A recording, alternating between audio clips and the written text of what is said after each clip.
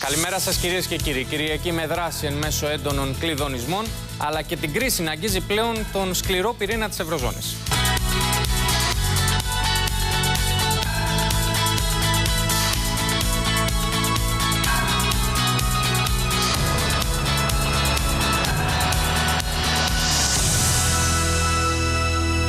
Πρώτα σε τίτλους τα θέματα που θα μας απασχολήσουν. Η ακτινογραφία της κρίσης χρέους στην Ευρωζώνη, ποιες οι επιλογές των Ευρωπαίων εταίρων, ποια τα επόμενα στάδια. Αγώνας δρόμου για τον Έλληνα Πρωθυπουργό, πότε θα αποδεσμευτεί η έκτη δόση. Προϋπολογισμός, μεγάλες προσδοκίες για περικοπές και αυξημένα έσοδα, ποιες αντιφάσεις προκαλούν κυβερνητικούς πονοκεφάλους. Φάκελος κοινωνική ασφάλιση. Ο Υπουργός Εργασίας Γιώργος Κουτρουμάνης μιλάει εφόλης της ύλης για την πληρωμή συντάξεων και δώρων, τη χρηματοδότηση των ταμείων, τη λίστα των βαρέων καθηγηνών και τις δραματικές προβλέψεις για την ανεργία. Κρίση και πολιτισμός. Πώς και πόσο τα οικονομικά προβλήματα διαμορφώνουν μια νέα καθημερινότητα. Ο Γρηγόρης Βαλτινός μας απαντά πως το γέλιο μπορεί να ξορκίσει, χαρίζοντάς μας αισιοδοξία. Πρώτα τον καιρό, μετά στη συζήτησή μας.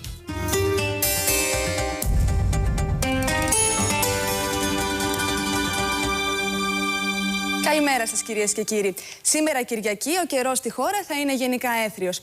Οι άνεμοι θα πνέουν στα δυτικά μεταβλητή ασθενής και στα ανατολικά από βόρειες διευθύνσεις 3 με 5 και τοπικά στα νοτιοανατολικά 6 μποφόρ. Η θερμοκρασία δεν θα ξεπεράσει το μεσημέρι στα βόρεια τους 15 βαθμούς, αλλά στην υπόλοιπη χώρα θα φτάσει τους 19 βαθμούς Κελσίου. Στην Αττική προβλέπεται ηλιοφάνεια. Οι άνεμοι θα πνέουν από βόρειες διευθύνσεις 3 με 4 και στα ανατολικά τοπικά 5 μποφόρ και η θερμοκρασία θα κυμανθεί από 5 έως 18 βαθμούς Κελσίου. Στην περιοχή της Θεσσαλονίκης ο καιρός θα είναι γενικά έθριος. Οι άνεμοι θα πνέουν από ανατολικές διευθύνσεις 3 με 4 μποφόρ και η θερμοκρασία θα κυμανθεί από -2 έως 15 βαθμούς Κελσίου. Να έχετε μια όμορφη Κυριακή.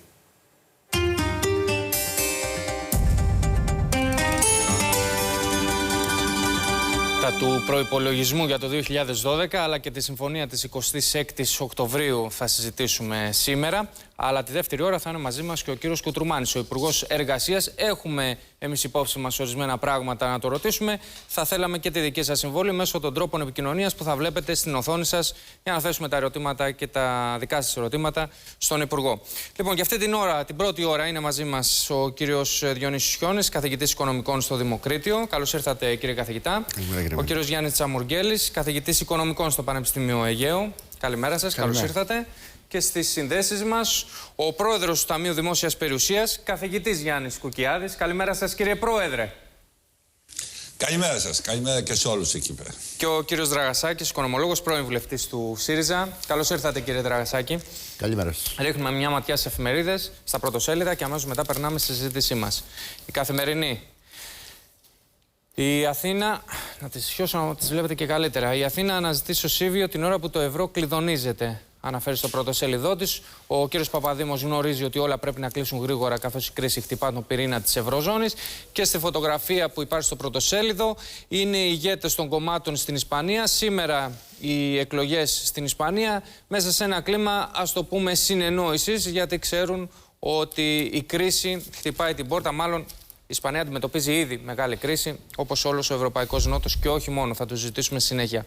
Η κυριακάτικη ελευθεροτυπία, το ευρώ στο χείλος της Αβίσου, η κρίση που σαρώνει όλη την Ευρώπη, απειλεί το σχέδιο διάσωσης της Ελλάδας και χρονιά εφιάλτης το 2012. Το πώς θα είναι αυτός ο εφιάλτης θα μας πούνε σήμερα οι καλεσμένοι μας. Η μεγάλη λύση. Το σχέδιο Μέρκελ και οι ελπίδες Παπαδήμου στο βήμα της Κυριακής, ευρωομόλογο, κοινό ταμείο δαπανών φόρων και κοινή άμυνα. Το Έθνος. 3 βόμβες Ράιχενμπαχ για τη φοροδιαφυγή. Το Έθνος έχει συνέντευξη του επικεφαλής της ομάδας δράσης, της Task Force, όπως λέμε στα ελληνικά. Έτοιμο από το Μάιο το σχέδιο δράσης. Τώρα είναι απαραίτητη πολιτική βούληση. Η καταπολέμηση της φοροδιαφυγής δεν θα είναι αρεστή σε όλους, λέει ο κύριος Ράιχενμπαχ. Φορολογική επέλαση σε άδειες τσέπες. Καταδικασμένος από τυχαίο προϋπολογισμό του 2012 στον τύπο της Κυριακής. Πρώτο θέμα, νέες συλλήψεις Ελβετών, εντός εισαγωγικών των Ελβετών και 1.500 οφειλετών. Βενιζέλος, δεν μας ενδιαφέρει ποιοι είναι, πάμε ανάλογα με την οφειλή τους. Η αυγή το Μάστριχ καταραίει εντός και εκτός συνόρων. Το παρόν φεύγει το Δεκέμβρη, Αυτό άφησε να ενωθεί ο Παπανδρέου σε συναντήσεις της Παρασκευής που είχε με κορυφαία στελέχη του κόμματός του. Λαϊκή αντεπίθεση στην εξαθλίωση από τον κρατικό προϋπολογισμό του 2012 στο πρωτοσέλιδο του Ριζοσπάστη. Η Real 3 μνηστήρες για τη θέση του Γιώργου. Ο Παπανδρέου άνοιξε την κούρσα της διαδοχής του και το θέμα που απασχολεί όλη την Ευρώπη, όλο τον κόσμο, τρόμος στη ζώνη του ευρώ. Τα νέα Σαββατοκύριακο. Ο λογαριασμός Βενιζέλου, κούρεμα στο χρέος αλλά και σε μισθούς. Ο μαραθώνιος του Παπαδήμου στην Ευρώπη για την έκτη δόση και τα 130 δις. Το δίλημμα του Γιώργου να μείνω ή να φύγω, ρωτάει τους υπουργούς και ρεπορτάζ με τους νέους μισθούς στις 10. Ο αδέσμευτος του Σαββατοκύριακου βαρύς για τα νοικοκυριά ο προϋπολογισμός, πάνω από 10 δις οι έξτρα φόροι. Και η ημερησία, κίνημα στο δημόσιο υπέρ της αξιοκρατίας, έρευνα έκπληξης στους δημοσίους υπαλλήλους. 7 στους 10 τάσσονται υπέρ της σύνδεσης αμοιβών με την παραγωγικότητα. Κύριε Χιόνι, να αρχίσουμε με τον προϋπολογισμό. Να σας ρωτήσω για τις προκλήσεις που έχει να αντιμετωπίσει και αν μπορεί πράγματι να έχουμε πρωτογενές πλεόνασμα μέσα σε αυτό το περιβάλλον βαθιάς ύφεσης. Πολυετούς βαθιάς ύφεσης. Ακούστε, κύριε Μάλη, πριν φτάσουμε στο πρωτογενές πλεόνασμα, έχουμε να περάσουμε από μια διαδρομή, να δούμε αν είναι ένας ρεαλιστικός προϋπολογισμός πλέον, ένας προϋπολογισμός που μπορούμε να βασιστούμε, να κάνουμε ορισμένες προβλέψεις και να προσαρμόσουμε και την πολιτική τέλος πάντων.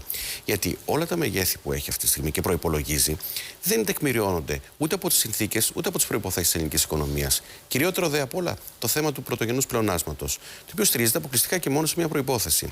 Ότι θα προκύψει μια ελάφρυνση από την εφαρμογή του PCI Plus, τη συμφωνία 26 Οκτωβρίου, όπως τη λέμε, μια ελάφρυνση της τάξης των 5,6 δισεκατομμυρίων ευρώ. Και έτσι θα απαλλαχθεί ο προϋπολογισμός από την καταβολή κάποιων τοκοχρεωτικών δόσεων. Αντιλαμβάνεστε ότι αυτό είναι στον αέρα. Διότι τελικά δεν ξέρουμε αυτή τη στιγμή πότε θα αρχίσει αυτή η ελάφρυνση, ποιο θα είναι το ύψος της και ποια θα είναι και η συμμετοχή του ιδιωτικού τομέα. Έχουμε λοιπόν πάρα πολλές παραμέτρους που περισσότερο. Πολλά ναρκοπαίδια που περισσότερο προσομοιάζει σε ένα ευχολόγιο παρά σε ένας ουσιαστικός προϋπολογισμός. Θα ήθελα μια πρώτη σύντομη τοποθέτηση από όλους για να προχωρήσουμε μετά στα επιμέρους.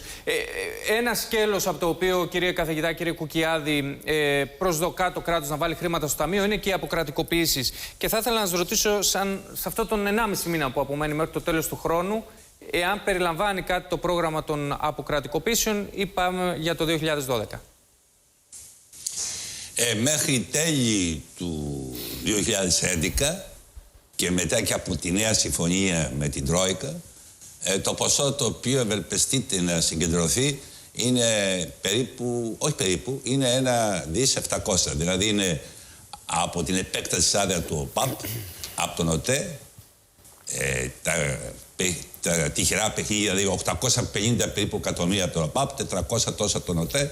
Είναι επίσης η κινητή τηλεφωνία και τα οποία μας δίνουν 380 εκατομμύρια. Συνεπώς αυτά είναι τα σίγουρα και φαίνεται το στόχο πάντως κατά 95-99% θα το πετύχουμε για το 2011. Φαίνεται ότι με αυτά κλείνουμε το 2011, λέτε, με το 1,8 δις. Ναι. Ο οποίος έχει αναθεωρηθεί σε σχέση με ότι ήταν στην αρχή. Το θυμάστε, ήταν πολύ μεγαλύτερος ο στόχος, αλλά έχει γίνει αποδεκτός από την Τρόικα, διότι υπάρχουν αντικειμενικοί λόγοι που δεν επιτρέπουν περαιτέρω ενεργοποίηση των αποκρατικοποιήσεων. Και ο βασικός, επειδή η παρέα σας είναι οικονομολόγοι, είναι από μια μεριά βέβαια η ετοιμασία των φακέλων, απ' την άλλη είναι αγορά. Το να βγάλεις κάτι να αξιοποιήσεις πρέπει να έχεις και ενδιαφερόμενους επενδυτές. Η αγορά είναι νεκρή. Άρα λοιπόν είναι δύσκολο να αξιοποιηθεί ένα περιουσιακό στοιχείο με ευνοϊκούς όρους για το δημόσιο τώρα. Ακριβώς, θέλω να επανέλθουμε στο θέμα αφού κάνουμε τον πρώτο γύρο της συζήτησης, γιατί είναι πολλοί που ρωτούν γιατί δεν προχωρούν οι αποκρατικοποίησεις. Είμαστε εμείς που δεν πουλάμε, είναι οι άλλοι που δεν θέλουν να αγοράσουν τώρα και αν είναι εφικτοί οι στόχοι για το 2012. Αλλά να ανοίξουμε αυτή τη συζήτηση μετά, κύριε Κουκιάδη, όπως και για το ελληνικό. Είναι ένα μεγάλο θέμα το ελληνικό. Συνέχεια συζητάμε τι θα γίνει με το ελληνικό και φως δεν βλέπουμε. Πείτε μου κι εσείς, κύριε Τσαμουργέλη. Το ελληνικό, θέλω να πω τώρα για το ελληνικό. Μετά να την ανοίξουμε αυτή τη συζήτηση, κύριε Κουκιάδη, όταν περάσουμε στο 2012. Με μια, κύριε Τσαμουργέλη, πρώτη ανάγνωση του προϋπολογισμού, πολλοί υποστήριξαν ότι επιχειρεί κάτι παράδοξο. Να επιτύχει αυτό το πρωτογενές πλεόνασμα που λέγαμε προηγουμένως, ενώ απ' την άλλη υπάρχει μια ανεργία που τρέχει στο 17% και υπάρχει και μια ύφεση που τρέχει επίσης με υψηλούς ρυθμούς τα τελευταία χρόνια. Κοιτάξτε, κύριε Μάλη, είναι δύσκολο να μιλάει κανείς για προϋπολογισμό με την παραδοσιακή έννοια του όρου που έχουμε συνηθίσει στην Ελλάδα σε αυτή τη συγκυρία και εφ' εξής, θα έλεγα, για τη χώρα. Είναι μια δυναμική κατάσταση. Η κρίση, η παγκόσμια, είναι μια δυναμική κατάσταση. Η ελληνική κρίση έχει τις δικές της δυναμικές. Άρα, ένας προϋπολογισμός έχει περισσότερο την έννοια των κατευθύνσεων, αν θέλετε, παρά ενός ευαγγελίου αριθμητικού, το οποίο αυτό είναι και άλλο δεν είναι. Τι μπορεί να τεινάξει στον αέρα τον προϋπολογισμό? Πολλά. Παραδείγματος χάρη, αν έχουμε δυσμενείς εξελίξεις στο θέμα το ευρωπαϊκό, στο θέμα του ευρώ. Αν έχουμε μεγαλύτερη ανασφάλεια στο θέμα στα επιτόκια τα ευρωπαϊκά. Εάν αλλάξει ή δεν αλλάξει η Ευρωπαϊκή Κεντρική Τράπεζα την πολιτική της. Η συμμετοχή στο PSI. Η συμμετοχή στο PSI σε οποιαδήποτε περίπτωση. Έχουμε πάρα πολλά πράγματα. Ίσως είναι κουραστικό για σας, αλλά εγώ θα προσπαθώ να το αναλύω. Όχι, όταν λέμε PSI, εννοούμε τις ξένες τράπεζες που έχουν ελληνικό χρέος και καλούνται τώρα να μειώσουν το. Υπάρχει. Αυτό λέμε έτσι. Αν και κατά πόσο θα αποδεχτούν, αν θα το αποδεχτούν 80%, 70%, 90% αυτοί που μας έχουν δανείσει, αν θα αποδεχτούν τη νέα ρύθμιση. Άρα ο προϋπολογισμός είναι μια κατεύθυνση και γι' αυτό σαφέστατα θα χρειαστεί και αναθεώρηση και στην αναθεώρηση πρέπει να είμαστε πολύ σοβαροί έτσι ώστε να προσπαθούμε να πιάνουμε τις δυναμικές των εξελίξεων. Όμως θα ήθελα να επισημάνω κάτι. Λέγεται συνέχεια ότι η αγορά δεν είναι καλή, η αγορά δεν είναι καλή και από αυτό επηρεάζεται η αποκρατικοποίηση. Εγώ θα έλεγα με τη μικρή μου εμπειρία στα θέματα των αποκρατικοποίησεων το εξής. Αυτό που μετράει πολύ περισσότερο είναι η πρόθεση και ο καλός σχεδιασμός. Δεν είναι ανάγκη να κλείσεις τιμή τώρα. Μπορείς να κλείσεις τη διαδικασία και να αφήσεις ανοιχτή την τιμή με ένα τύπο, αν θέλετε, ο οποίος να μεταβάλει τις αξίες προς το μέλλον. Αυτή τη στιγμή αυτό που χρειάζεται η χώρα είναι η φερεγγιότητα. Να αποδείξουμε τη φερεγγιότητά μας προς τα έξω, όπως και προς τα μέσα, να αποκαταστήσουμε την εμπιστοσύνη των πολιτών ότι υπάρχει μια ευθύνουσα τάξη έστω πολιτικών που μπορεί να κυβερνήσει τούτη τη χώρα. Για να το καταφέρεις αυτό, θα πρέπει να δείξεις ότι μπορείς να χειριστείς τα δύσκολα. Αν είναι να πάμε και να πουλάμε και να κάνουμε αποκρατικοποιήσεις, σαν να έχουμε ένα οικόπεδο και αυτό είναι και άλλο δεν είναι, τότε νομίζω δεν κάνουμε αποκρατικοποιήσεις. Η αποκρατικοποίηση είναι μια συνήθη διαδικασία η οποία πρέπει να αντιμετωπιστεί ως τέτοια, μπορεί να γίνει